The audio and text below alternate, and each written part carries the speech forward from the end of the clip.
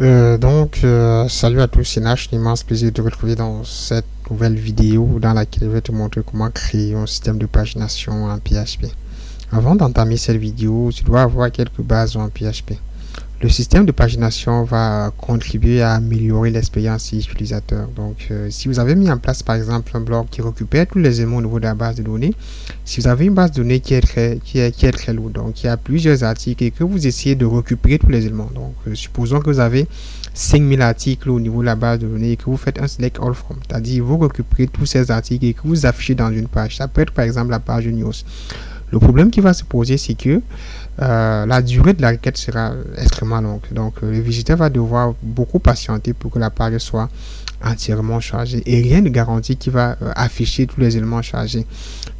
Pour éviter à ce que l'utilisateur passe trop de temps devant l'écran à attendre le chargement de la page, c'est conseillé de mettre en place le système de pagination qu'on verra tout au long de cette vidéo. Donc, il va permettre d'afficher quelques articles par page. Et l'utilisateur pourra donc passer d'une page à une autre. Parce que, voilà, s'il finit par exemple les 10 premiers articles de la première page, s'il souhaite continuer, il va passer à la page prochaine, à la page suivante. C'est ce qu'on verra dans cette vidéo. Je rappelle que je suis coach et formateur. J'accompagne des développeurs et des étudiants.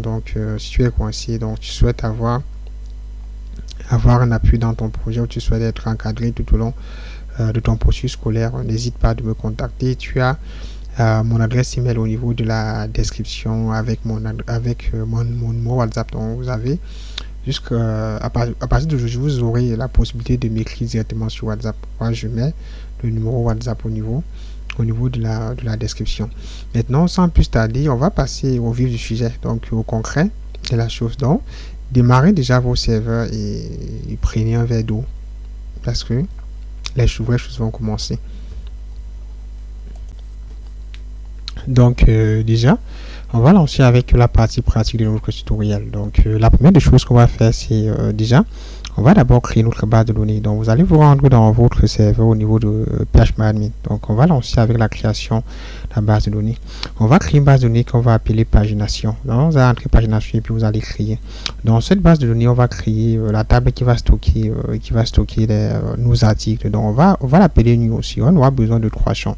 Le premier champ sera le type ID. Donc, on va mettre cela en index primaire et en auto-incrément, pour permettre à ce que ça puisse incrémenter automatiquement.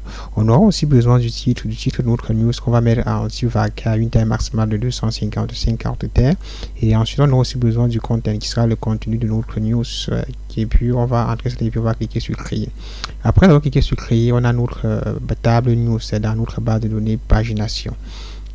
Déjà, on va se rendre au niveau de notre fichier index.php. Donc, vous allez vous rendre au niveau de votre dossier 3W. Vous allez créer un fichier que vous allez nommer index.php. C'est cette page qui sera en fait notre page qui va récupérer les news de la base de données. Dans cette page, on va lancer avec la variable $db. $db qui on va lancer directement avec la connexion à la base de données. Pour se connecter à notre base de données, on va utiliser la méthode PDO. Donc, on va créer cette variable qu'on va appeler $db qui est égal à new PDO à l'intérieur même MySQL. Parce que c'est le type MySQL host, on va mettre localhost. dbname qui est le nom de la base de données, on va mettre pagination qui est la base de données qu'on venait de créer. Au niveau du charset, on va encoder nos caractères en UTF-8 pour que les accents soient pris en compte. Au niveau du nom d'utilisateur de la base de données, c'est root. Ensuite, le mot de passe est vide. Je rappelle que c'est pour ceux qui sont sur Windows. Cette ligne, ça correspond à la connexion à la base de données. Ensuite, à cette connexion de la base de données, on va retourner des erreurs. Donc, on va faire en sorte que s'il y a par exemple une erreur pendant la connexion à la base de données, on va formater cette erreur et afficher à l'utilisateur. Donc, c'est pour pouvoir résoudre des futures erreurs au cas où on retrouve des erreurs. Donc, c'est pour mieux comprendre des erreurs. Et pour cela, vous allez faire d'un $db set attribute. On va passer un paramètre PDO attr mode. Ensuite, on va entrer attr mode exception. Ça indique à MySQL de retourner des erreurs. S'il y en a. Donc, au cas où il y a une erreur, ça doit retourner derrière des erreurs. Donc voilà, je crois qu'à ce niveau-ci, c'est bon. Je rappelle que ce fichier n'est que déjà je l'avais créé avant le début de la vidéo. Maintenant, on va maintenant revenir dans notre fichier. Si j'actualise cette page-là, j'ai une erreur. Une erreur là, l'erreur vient à ce niveau-ci. Donc, vous allez créer ce fichier que vous allez nommer index.php. Ensuite, vous allez engager avec ce que je suis en train de faire. Et après cela, vous allez juste mettre la syntaxe de base du document HTML.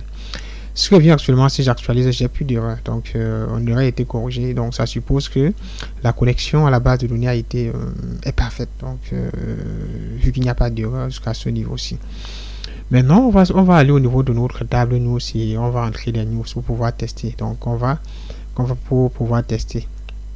Maintenant, je vais à ça, je vais entrer un petit contenu. Là, on va essayer d'insérer quelques news. Donc, c'est pour le test. Donc, on va pas trop insister sur le système de création, modification et suppression. On va entrer ces news à la main. Donc, à partir de notre base de données. Parce que ici, ce qui nous intéresse, c'est le système de pagination. Donc, pas besoin de faire le système d'ajout de news, modifier, supprimer. Donc, on va juste se concentrer sur l'essentiel. Pour cela, on va entrer quelques données au niveau de notre base de données pour pouvoir afficher directement au niveau de notre page news. Si je me rends à ce niveau, vous pouvez constater que j'ai déjà des news qui ont été enregistrées. Donc, je peux les cocher, ensuite les copier. En copiant, ça duplique. Donc, ça duplique. Je vais de nouveau copier. Donc, on va travailler en sorte d'avoir beaucoup d'éléments au niveau de la base de données parce qu'on va créer le système de pagination. Donc, c'est pour pouvoir passer d'une page à une autre. Et pour que cela puisse bien fonctionner, il va falloir un peu de news au niveau de notre base de données. Donc, vous allez faire le même processus. Donc, ce que je suis en train de faire, vous allez copier les éléments, copier jusqu'à avoir un nombre d'articles assez grand.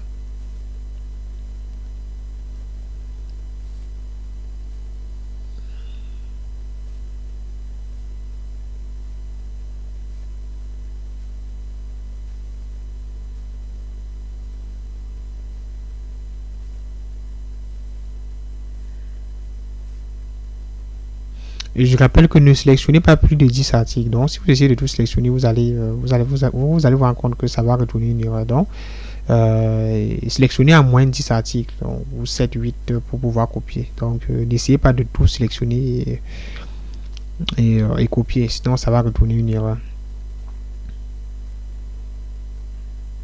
Je crois qu'à ce niveau, si nous sommes à 89 éléments, donc niveau sont environ 89 éléments, 89 articles au niveau de la base de données, je suppose que c'est suffisant, c'est assez suffisant pour tester notre système de pagination.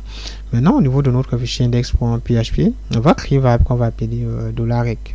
Donc, on va à $rec, on va affecter $db qu'on venait de créer là-haut, à lequel on va affecter $db prepare. On va faire un select all from. Donc, on va tout sélectionner dans notre table news. Donc, on va récupérer les news de notre base de données. Et ensuite, on peut faire un $rec execute pour exécuter la requête. Ce qu'on va faire, c'est qu'on va d'abord afficher ces éléments. Donc, on va afficher ces news au niveau de notre page index.php, au niveau de notre application. Et ensuite, je vais vous montrer comment vous pouvez faire pour créer cette pagination. Donc, laquelle on va devoir mettre les numéros de page. Certains pourront donc cliquer sur un numéro de page pour se rendre dans la dite page.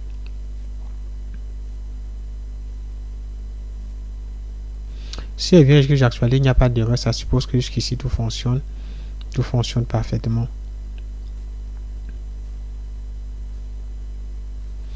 Ensuite, je vais aller afficher ces news au niveau de notre au niveau de la balise de notre balise body.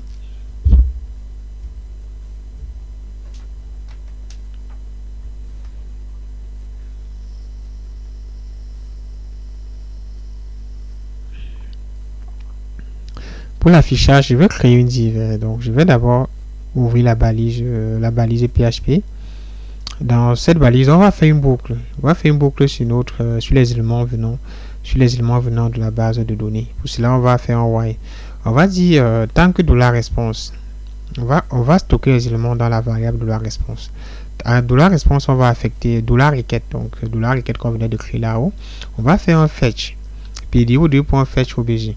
Je rappelle que le fetch obj, ça permet de retourner le résultat sous forme d'objet. Donc, c'est pour pouvez retourner sous forme de tableau, mais généralement je préfère le faire sous forme d'objet, parce que avec les objets c'est beaucoup plus propre. Donc pour des problèmes de lisibilité, c'est beaucoup plus lisible quand vous retournez sous forme d'objet. Et pour retourner sous forme d'objet, vous pouvez faire un fetch ASOC, fetch OBJ autant pour moi.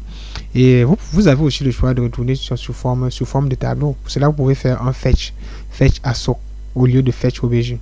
Donc maintenant, au niveau du HD, on va commencer par afficher le titre de notre news. Je rappelle que ce que je venais de faire, ça correspond à l'ouverture.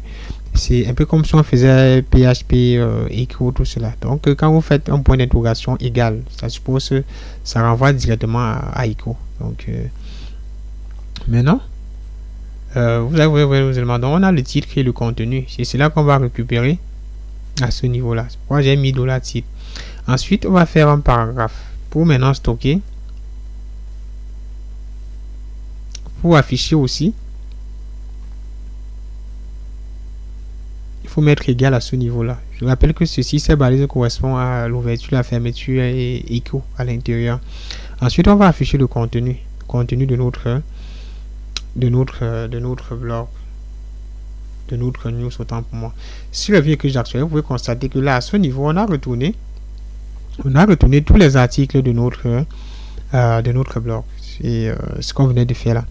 Donc, à nos articles, on va ajouter la pagination. Donc, on va afficher 10 éléments. On va faire l'effort d'afficher 10 éléments par page et donner la possibilité à l'utilisateur de passer d'une page à une autre. Je vais entourer l'ensemble dans une balise de classe container, parce que par la suite, je vais intégrer Bootstrap. Pour ceux qui pour ceux qui connaissent bien Bootstrap, voilà, ils sauront déjà de quoi il est question.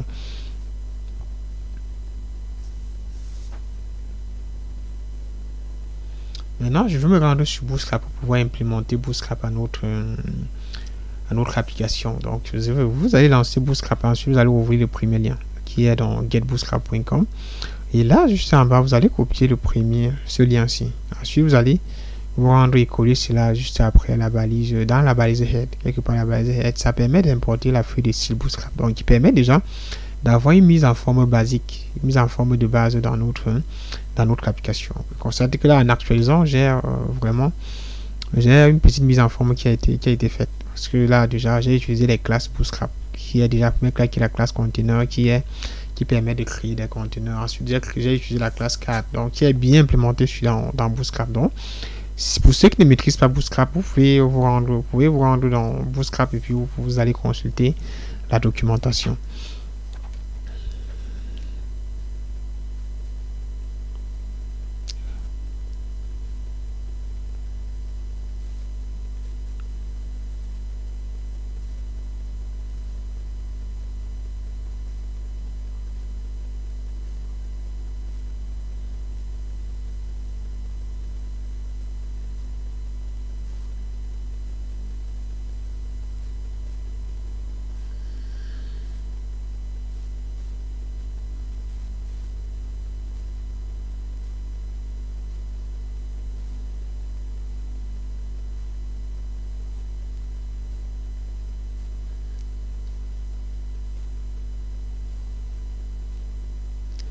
Donc, je vais un peu essayer de mieux organiser les choses pour pouvoir un peu voir comment on peut faire une petite mise en forme.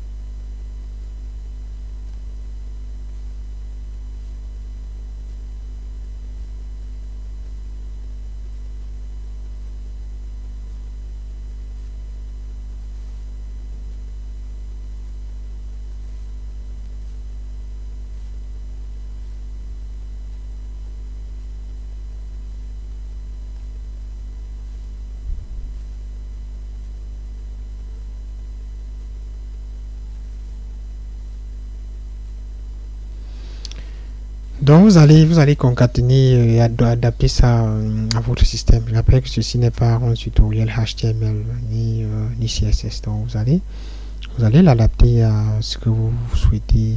Vous allez faire la mise en forme. Ceci n'est qu'un test. Donc c'est vraiment pas très important.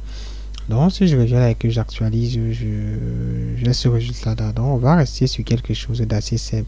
Ensemble, on peut ajouter un retour à la ligne. Donc ça va permettre de créer petits espaces entre des blocs. Donc vous allez faire ça, ensuite vous allez enregistrer. Si on enregistre bien, on actualise, on aura ceci. Donc pour l'instant, on peut déjà s'arrêter là et puis voilà.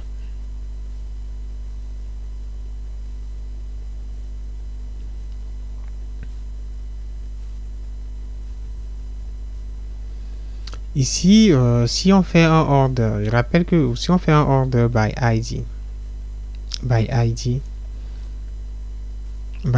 dex, order by ID dex, ça permet déjà d'afficher du dernier élément à être affiché, à être inséré à l'élément le plus ancien. Donc ça commence sur l'identifiant le plus grand, à afficher en descendant pour aller l'identifiant le plus petit.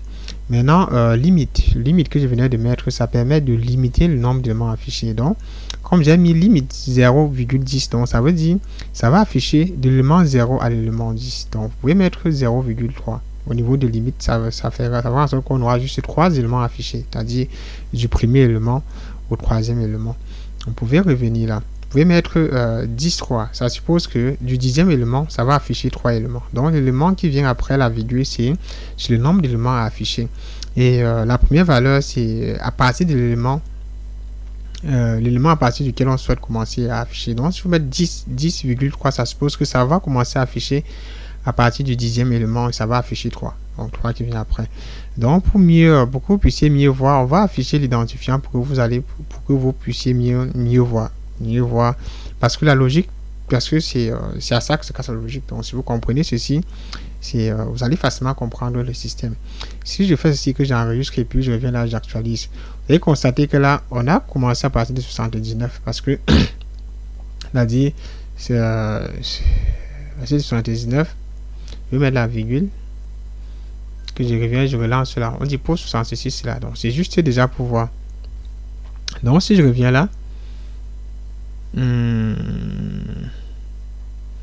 là, ça c'est là, c'est comment 79.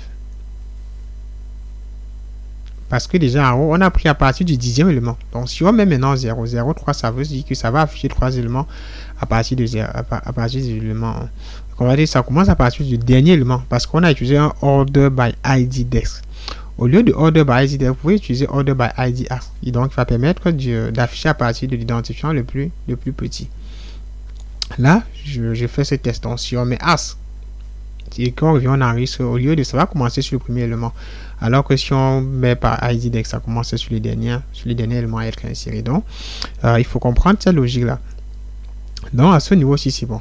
Maintenant ce qu'on va faire, c'est que on va générer cela, on va travailler de telle sorte que de pouvoir ajouter le premier élément et le dernier élément de manière dynamique. Donc c'est justement le rôle de la pagination.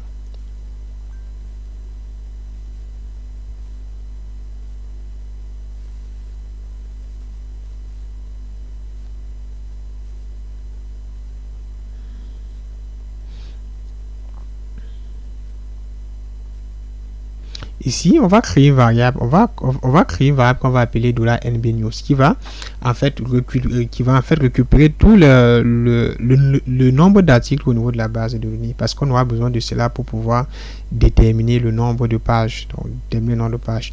Et pour cela, on va faire un count. La fonction count, ça permet tout simplement de compter les différentes entrées dans un tableau. On va faire cela. Ensuite, on va mettre cela. Et on va devoir descendre pour mettre cela après notre requête.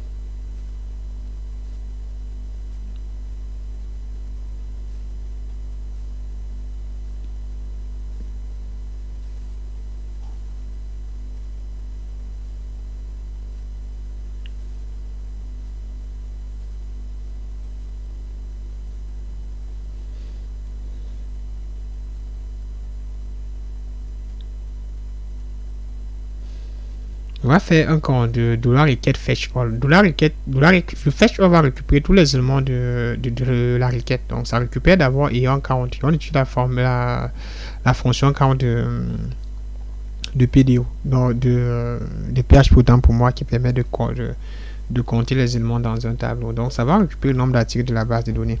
Ensuite, on va maintenant calculer le nombre de pages. Je rappelle que la fonction seuil que je viens d'utiliser va arrondir. Donc c'est-à-dire si ça prend si c'est peut-être 4,5 ou 4,1, ça arrondit à 5. Donc ça va arrondir pour au prochain nombre le plus grand. Si vous avez 3,1, ça passe à 4. Donc 3,19, ça passe à 4. Donc, justement, le rôle de cela, ça va en fait récupérer le nombre de pages. Parce que pour le nombre de pages, on n'a pas besoin de la virgule. C'est pourquoi on utilise cette fonction. Donc, on va prendre le nombre de news divisé par le nombre par page. Le nombre par page, on va afficher 10 articles par page. Pourquoi j'ai créé la variable NB par page, c'est-à-dire le nombre d'articles par page. Et pour cela, donc, pour trouver maintenant le nombre de pages, on va faire le nombre total d'articles divisé par le nombre total divisé par le nombre d'articles par page pour avoir le nombre de pages. C'est pourquoi donc le rôle de cette variable de la NB par page. Ensuite, on va descendre, copier la même. On va effacer le premier truc et ensuite on va descendre avec une deuxième variable qui est la variable de la rec qui va en fait j'appelle la première variable rec ça va nous permettre justement de compter. Ensuite on aura aussi besoin d'une deuxième variable qui est la variable de la rec news qui va nous permettre maintenant de sélectionner à partir de c'est-à-dire de sélectionner les éléments en fonction de la page. Donc là, on va dire if set $getPage, c'est-à-dire si il existe la variable $getPage au niveau de notre URL, parce qu'on va passer une variable au niveau durant le processus, vous verrez, on va passer la variable get au niveau de l'URL, donc pour pouvoir récupérer la page. On va dire si $getPage existe. On va faire comment? On va dire $page est égal à $getPage.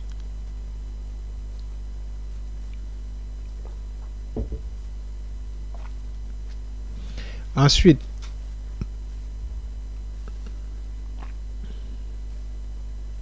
on va dire $début, c'est-à-dire à partir de l'élément à partir duquel on souhaite commencer à récupérer les éléments.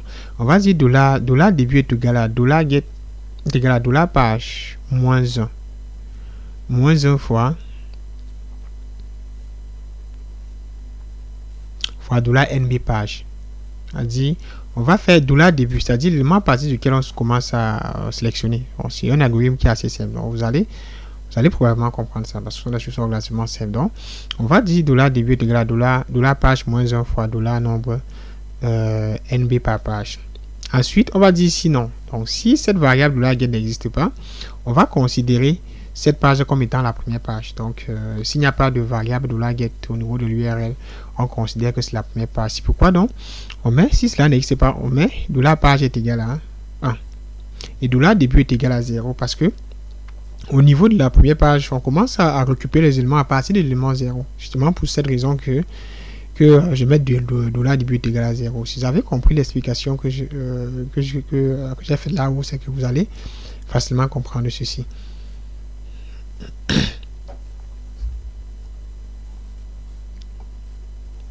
Après cela, maintenant, on peut maintenant revenir à ce niveau-ci, c'est-à-dire la sélection pour récupérer au niveau de la base de données. On va mettre $début, c'est-à-dire l'élément à partir duquel on souhaite commencer à sélectionner, et ensuite le nombre d'éléments affichés, c'est-à-dire le NB par page. Donc vous allez mettre cela parce qu'on souhaite récupérer 10 éléments. Donc $début à partir de l'élément à partir duquel on souhaite récupérer, et on récupère 10 éléments. Cette fonction que j'ai créée là-haut. Là maintenant c'est bon.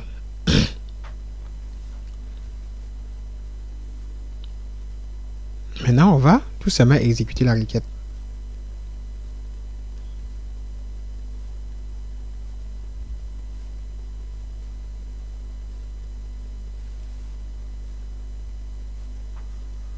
Maintenant, à ce niveau-ci, on va changer dollar rec par dollar rec news. Donc, dollar rec news qu'on venait de créer. Je rappelle que dollar rec maintenant permet justement de compter.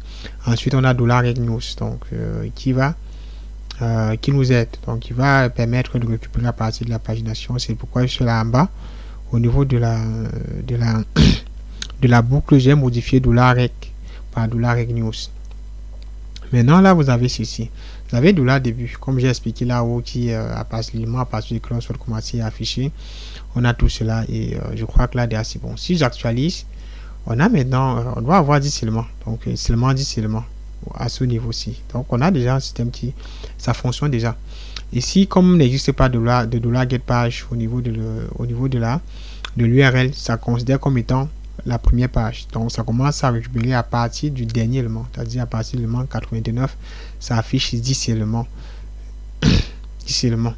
Maintenant, c'est à ce niveau-ci, parce que voilà, ça n'existe pas. On a dollar début et dollar nombre. Donc, quand il n'existe pas, on a dollar début à ce niveau-ci qui représente et dollar fin, et dollar début qui représente 0 temps pour moi, et dollar page qui est la première page. C'est un peu comme si on avait 0,10. Donc 0,10, donc d'élément 0 à 10. Donc voilà, donc c'est cela. Si je m'en vais maintenant au niveau de l'URL, si je passe dollar page, donc si je passe dollar page et que je mets le numéro de la page, par exemple 2, et que je lance la requête, vous pouvez constater que là, ça récupère à partir de l'élément 79. Je peux passer à 3 à partir de l'élément 69, 68, voilà, ça affiche ces éléments. Je peux passer à la page 4, voilà, ça marche déjà. On a un système déjà qui affiche les éléments. Donc, j'ai affiché les identifiants pour que vous puissiez voir, pour mieux comprendre. Si on passe au niveau de la page 5, ça affiche. Au niveau de la page 6, c'est bon, parce qu'on a 89 éléments à la base de données. Maintenant, au niveau de la page 7, c'est bon. On affiche les éléments de la page 7. Page 8, voilà, c'est bon. Maintenant, la page 9, c'est bon. Et la page 10 n'aura absolument rien. Parce qu'au niveau de la page 10, il n'y a plus d'éléments. Il n'y a plus d'éléments à afficher. Donc voilà, vous pouvez mettre 11, il n'y aura plus d'éléments parce que ça a récupéré tous les éléments. Là, on a un système qui fonctionne déjà bien. Donc on va maintenant s'occuper du bouton. Les boutons qui sont juste après là, donc, sur lesquels l'utilisateur peut cliquer pour passer d'une page à une autre. Maintenant là, à ce niveau,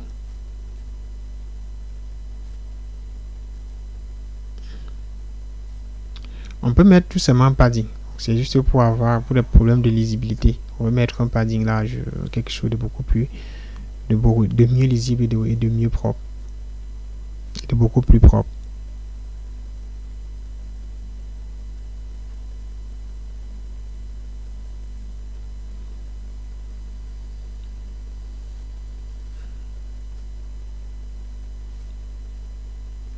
Maintenant, au niveau de Bootstrap, je vais chercher les icônes. Donc, je vais exploiter Bootstrap pour pouvoir gérer la mise en forme des boutons. Mais vous pouvez aussi le faire tout simplement, donc en créant des A et tout le reste. Mais dans ce cas, on va utiliser Bootstrap. Parce que Bootstrap va nous permettre quand même d'avoir une mise en forme déjà acceptable. Vous allez vous rendre dans Bootstrap. Ensuite, vous allez aller dans Read Doc. Vous allez chercher pagination. À ce niveau, donc au niveau de la sidebar, vous allez chercher pagination et vous aurez des propositions de design pour gérer la pagination et en bas de chaque proposition, vous avez le code source.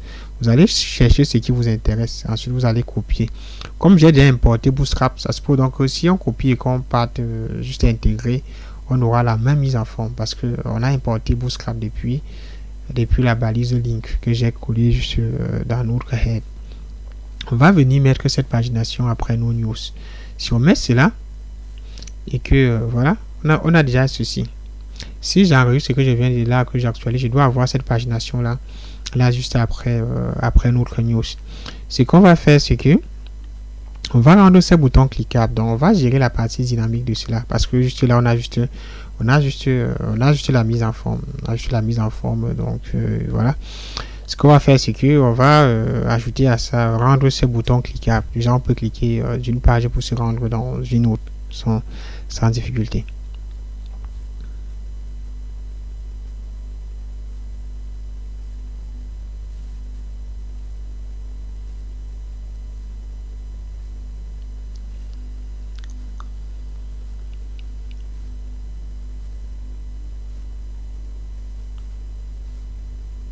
Maintenant, à ce niveau, on va créer une variable PHP. Donc, on va créer la partie PHP qui va nous permettre de dynamiser, de récupérer d'abord le nombre d'éléments, le nombre de pages et ensuite les numéroter. Donc, passer en valeur les i, les li, autant pour moi. Donc, on va commencer par créer une variable $i. Donc, $i qui est un compteur qui on va affecter 0. On va dire si i est inférieur au $nombre par page. C'est pour pouvoir afficher le numéro de page. Donc, si i est inférieur au $nombre de page, parce qu'on a calculé le nombre de pages là-haut. Si vous vous référez à l'algorithme, on avait le nombre de pages qui était égal au nombre total d'éléments divisé par le nombre à afficher par page. On va dire si i est inférieur à $NB par page, NB page, nombre de pages. Ensuite, on va faire $i plus plus. Donc, on va incrémenter. Ça va permettre d'avoir déjà 1, 2, 3, 4. S'il y a 10 pages, 1, 2, 3, 4 jusqu'à 10. Donc, ça va s'arrêter. Donc, c'est aussi simple que ça. Maintenant, on va dire ceci. If is set $getPage. Donc, si $getPage existe.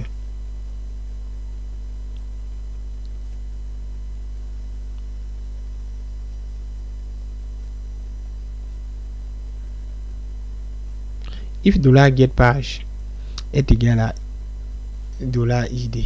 Donc, si $getPage, donc si on est dans la page, voilà, vous allez comprendre facilement. Donc, si $getPage est égal à $i, est égal au compteur, on va encore fermer la balise PHP, l'ouvrir. On va récupérer celui qui n'a pas le lien. On va récupérer ceci. On va venir insérer ça là.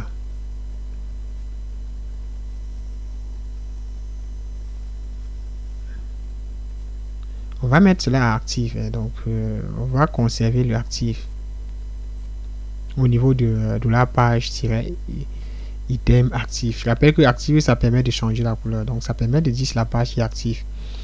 À ce niveau, vous allez mettre en classe actif. Donc, n'oubliez pas cela. Sinon, qu'est-ce qu'on va faire? Au niveau du lien, on ne mettra rien parce que c'est la page c'est la page courante. Dans le cas contraire,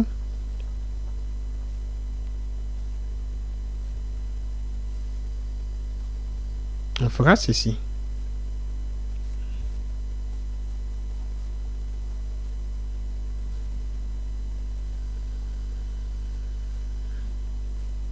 Ici, on va mettre $i. Qui est le numéro de la page.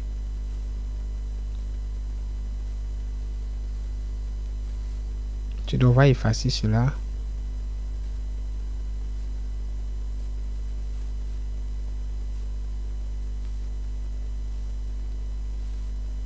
Au niveau du lien,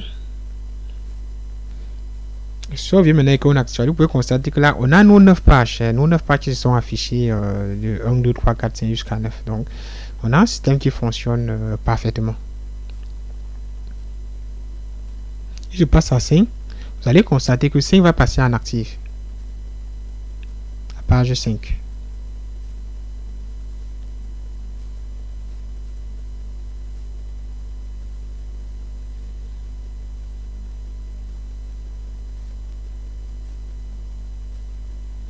Au niveau maintenant du lien, on va mettre le lien.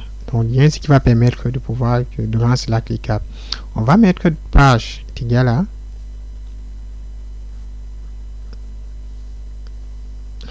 $i.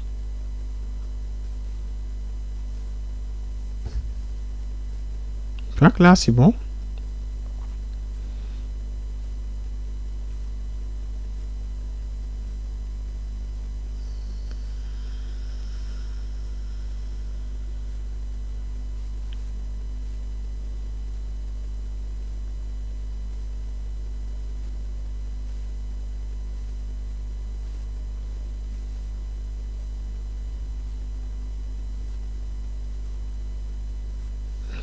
C'est bon, à ce niveau-ci, c'est bon.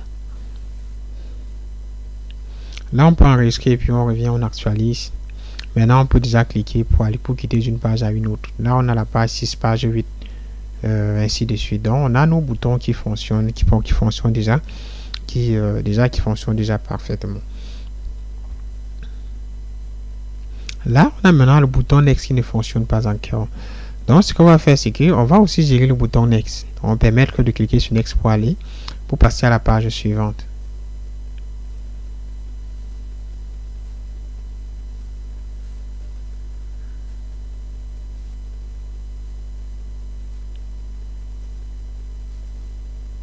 Ici, on peut aussi mettre Disable pour désactiver, pour que cela ne soit pas cliquable, mais je préfère qu'on laisse. On va retirer la classe Disable. Libre à vous, si vous souhaitez la mettre, vous pouvez mettre. Donc là, je vais chez moi, je la retire.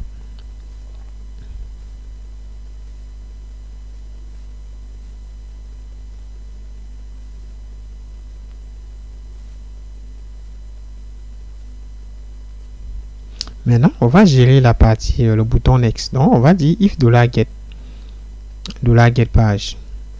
Si $get page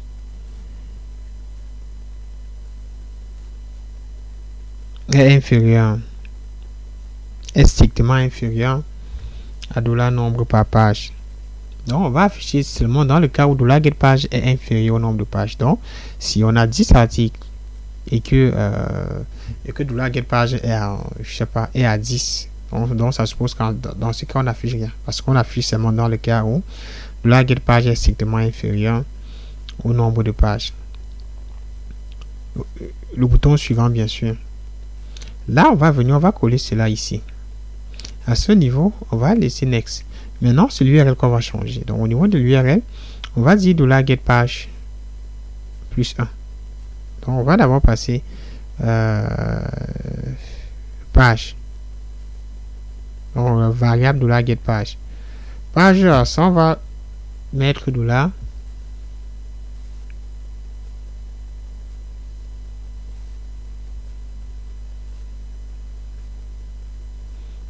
$get page plus 1. Ensuite, là, c'est bon. Donc, là, on peut revenir actualiser. On a notre bouton suivant et on peut cliquer sur suivant pour passer à la page suivante. Donc, on a cela qui fonctionne très bien. On peut quitter là, on passe à 9. Donc, au niveau de 9, on n'a plus de bouton suivant. On avait dit ici $get page était strictement inférieur. Donc, là, c'est ça. Là, maintenant, on a ceci. Maintenant, pour ce qui est du bouton Previews, donc le bouton précédent, je vous laisse un petit exercice que vous allez développer. Donc, vous allez vous-même, vous allez faire le bouton Previews par vous-même. Donc, pouvoir gérer du genre d'une page à une page précédente. Donc, c'est un petit exercice que je vous laisse parce que, bon, voilà, on ne peut pas tout vous montrer. Déjà, ça vous permet déjà de réfléchir. Vous allez vous inspirer de ce que j'ai fait. Vous allez vous inspirer du bouton suivant. Donc, du bouton Next que j'ai fait pour pouvoir gérer le bouton Previews. Donc, déjà, même dans les prochaines vidéos, je ferai l'effort de vous laisser des exercices du genre. Ça permet à ce que vous puissiez un peu réfléchir. Donc, ça permet à ce que vous puissiez travailler, pas seulement faire le copier-coller. Donc, déjà, pour cette vidéo, on a fait ce qui était le plus essentiel. Donc, vous avez le choix de customiser, de mieux personnaliser vos boutons, de mieux personnaliser votre système. Donc, le plus important, c'est déjà de comprendre la logique qui se cache derrière la chose. Mais jusqu'ici, je crois que c'est bon. Donc, je vais devoir arrêter pour cette vidéo et je vous laisse le temps de réfléchir sur comment faire le bouton précédent, Previews. Donc, si vous avez des questions, n'hésitez pas à les laisser en commentaire. Donc, je n'hésiterai pas à les répondre. Et n'oubliez pas de liker la vidéo si la vidéo vous a aidé. Et donc, de partager avec vos amis. Donc, c'était vraiment un immense plaisir de vous montrer comment créer les systèmes de pagination. Et on se voit dans la prochaine vidéo. Ciao.